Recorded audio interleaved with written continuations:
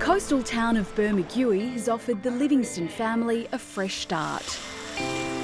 Parents Ian and Helen have a familiar morning routine, getting ready for work and their kids Lucinda and Sid off to school.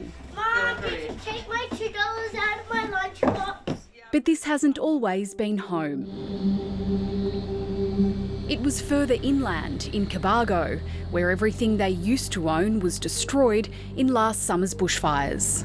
If you can imagine all that on fire, you start to get a picture of how much heat was coming across the landscape. Ian tried to defend his property but was overwhelmed and ended up in hospital in an induced coma with burns. It was this huge mass of hot air full of embers. As I said, the first one set the car up, and then pretty soon after that another one came through and just set everything alight.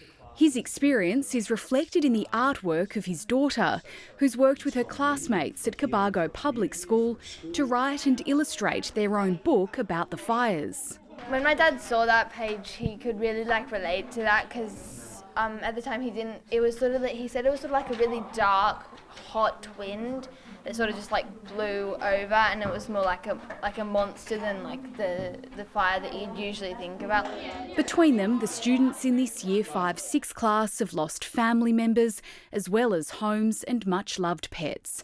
Along with the book, they've penned and performed an album of songs to help make sense of what happened. I can see fire, it's just over that hill, but if we stay together, we'll be fine.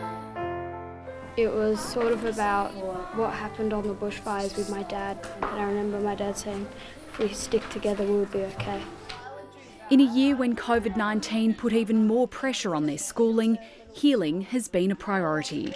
I've seen tears, I've seen pats on the back, I've seen support flowing across the table from kids that don't usually always work together, and so when I look at the book, it's a window into my students as well. The empty space on either side of Cobargo's main street, where rows of shops used to be, is a physical reminder of the damage the bushfire caused. But locals hope the way they've come together in the months since will help the youngest members of their community move on. Ian Livingston isn't sure whether his family will rebuild, but he knows they're lucky to have been insured. We've been amongst the fortunate.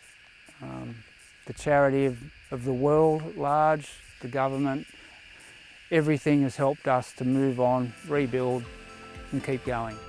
A message of hope for other communities still recovering. Jade, Macmillan, ABC News, Cobargo.